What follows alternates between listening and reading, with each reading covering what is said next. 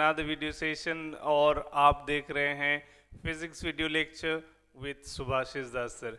और आज की इस लेक्चर में हम लोग डिस्कस करने वाले हैं एमसीक्यू प्रॉब्लम्स। आप देख रहे हो यहाँ एक शीट है 3 प्रॉब्लम्स के एमसीक्यू, और ये काइनेमेटिक्स का प्रॉब्लम है in straight line motion, graph based problem. ठीक है, ग्राफ एनालिटिकल। तो ग्राफ एनालिसिस से 3 एमसीक्यू मैंने लिया है, और ये प्रॉब्लम जो है वो जेई और नीट दोनों के लिए ही यूजफुल है। तो चलिए 1 बाय 1 ये तीनों क्वेश्चन का हम लोग डिस्कशन शुरू करते हैं। तो सबसे पहले आपको क्वेश्चन नंबर 1 को दिखा देते हैं। मैं इसको एनलार्ज कर देता हूं। आप देख रहे हो question number 1। Question number 1 that you can see here on the screen saying that the displacement time graph of 2 moving particles, ठीक है, the displacement time graph of 2 moving particles, ये आप देख पा रहे हो displacement time graph है ना, ये the displacement time graph of 2 moving particles make angles of 30 degree and 45 degree with the x-axis। ये एक्स एक्सिस में टाइम है, वाई एक्सिस में डिस्प्लेसमेंट है, और 2 ग्राफ रिप्रेजेंट कर रहा है। आप देख रहे हो एक 30 डिग्री विथ टाइम एक्सिस, एक 45 डिग्री विथ टाइम एक्सिस, और कह रहा है कि what is the ratio of their velocities. तो बहुत ही सिंपल सा सवाल है, I think you know this thing, है ना। तो इसको हम लोग शिफ्ट कर देते हैं और अब हम लोग इसका सॉल्यूशन बनाते हैं।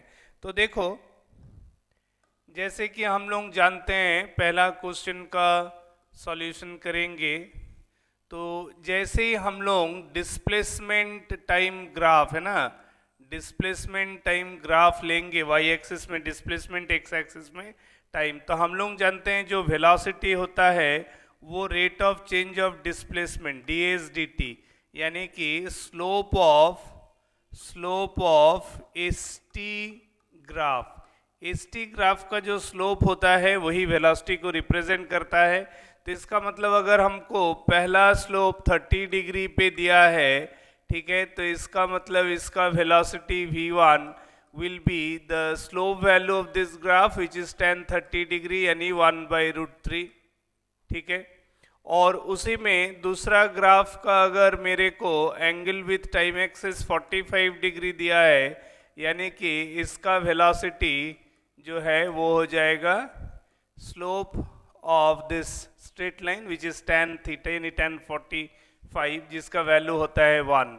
तो हमको ये tan 30 और tan 45 which are the velocities of this 2 graphs in the ST graph relation, तो उसका रेशियो पूछा है v1/v2, तो वो है 1/√3/1, यानी कि 1/√3।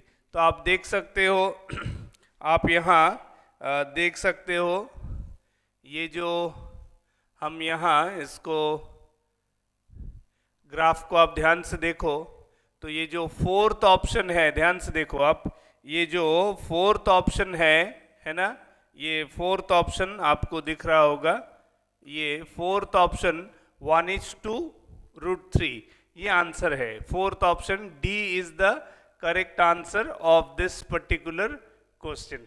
ठीक है, आई होप आपको समझ में आया। तो चलो अगला सवाल डिस्कस करते हैं।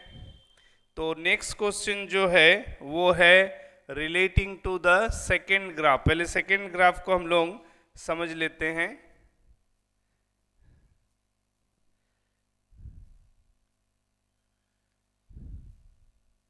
सेकेंड ग्राफ को देख लो।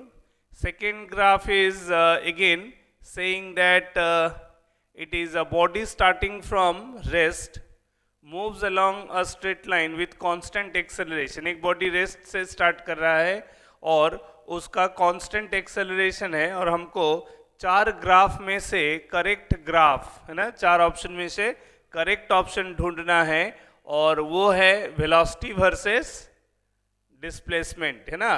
तो V S speed to distance दिया है, यानी v वर्सेस एस, आप चारों ग्राफ देख सकते हो। तो देखो इंफॉर्मेशन क्या दे रहा है, a body starting from rest, यानी कि इनिशियल वेलोसिटी जो है वो 0 है। तो अकॉर्डिंग टू दिस आर्गुमेंट, अगर मैं उस आर्गुमेंट का बात करूं तो सबसे पहले मेरा ऑप्शन ए कैंसिल आउट हो जाता है, ऑप्शन ए पहले ही कैंसिल आउट हो जाता है। और उसका कारण क्या है कि एज पर द डायग्राम, एज पर द ग्राफ, ये जीरो से स्टार्ट नहीं है, जबकि क्वेश्चन कह रहा है initially it is starting from rest, ठीक है ना, रेस्ट से स्टार्ट कर रहा है। तो पहला ऑप्शन जो है वो दिया है graph starting with some certain value of velocity, यानी कि वो रॉन्ग इंफॉर्मेशन है। तो पहले ऑप्शन ए तो पहले ही कैंसिल आउट हो गया। अब रेस्ट जो तीन ग्राफ आप देख रहे हो बी, सी एंड डी, ये तीनों देखो आप ओरिजिन से स्टार्ट कर रहा है ना, ये तीनों ओरिजिन से स्टार्ट कर रहा है, यानी कि तीनों ही इनिशियल वेलोसिटी जीरो को रिप्रेजेंट कर रहा है। अब सवाल है इनमें से कौन सा ग्राफ सही है। सेकंड क्वेश्चन, तो सेकंड क्वेश्चन में जो इम्पोर्टेंट कॉन्सेप्ट है उसमें एक्सेलरेशन कांस्टेंट है, इनिशियल वेलोसिटी जीरो है, this are the given information, straight line motion है। तो यानी कि हम लोग वेलोसिटी के साथ डिस्टेंस का इस फॉर्मूला को इस्तेमाल कर सकते हैं। We know that equation of kinematics is justified और satisfied for motion under constant acceleration. तो ये कांस्टेंट एक्सेलरेशन का मोशन क्वेश्चन में दिया है, यानी कि ये इक्वेशन फॉलो होगा। सिंस u जीरो है, चूंकि u जीरो है, इसका मतलब है कि जो इक्वेशन जस्टिफाई होगा उसको हम लोग v square equal to 2as से लिख सकते हैं, ठीक है ना, v square equal to 2as। तो ध्यान से देखो v का पावर 2 है ना, v का पावर यहाँ 2 है और s का पावर 1, तो यानी कि जब वाई स्क्वायर, ध्यान से देखो, एक होता है y square equal to 4ax, ये क्या होता है, एक इक्वेशन ऑफ पैराबोला होता है ना, ये इक्वेशन ऑफ पैराबोला होता है। Y square equal to 4ax that is the one which passes through origin, और y square equal to 4ax का अगर आप ध्यान से देखो तो उसका ग्राफ कैसे होता है, y square equal to 4ax का ग्राफ कैसे होता है ना, y पॉजिटिव हो या नेगेटिव हो, ठीक है। तो हम लोग जनरली x पॉजिटिव लेंगे, x नेगेटिव तो नहीं ले सकते, यानी कि ये ग्राफ का एक्सिस ऑफ पैराबोला ऐसे होता है, this is the y square equal to 4ax। तो इसमें हमारा ये y होता है, ये x, ठीक है। अब ध्यान से देखो हमारे पास जो ग्राफ है जिसको प्लॉट करना है वो है x, y एक्सिस में है हमारा वेलोसिटी और x एक्सिस में है डिस्टेंस। तो यानी कि हमारा ग्राफ ऐसे जाना चाहिए, है ना, based on this relation v square equal to 2as। जैसे कि हमने डिस्कस किया कि ये v square equal to 2as का जो रिलेशन आ रहा है, ये equation that will be justified with this. तो इसका मतलब है कि अकॉर्डिंग टू दिस, ये जो क्वेश्चन नंबर सी, आप ऑप्शन सी देख रहे हो, ये option C will be the correct answer, है ना, ऑप्शन सी करेक्ट आंसर हो जाएगा against the question number 2। Clear है? चलो अब हम लोग चलते हैं लास्ट क्वेश्चन की तरफ। लास्ट क्वेश्चन में ध्यान से देखो, एक जो गिवन ग्राफ है, गिवन ग्राफ इस तरह का है and that is about AT relation.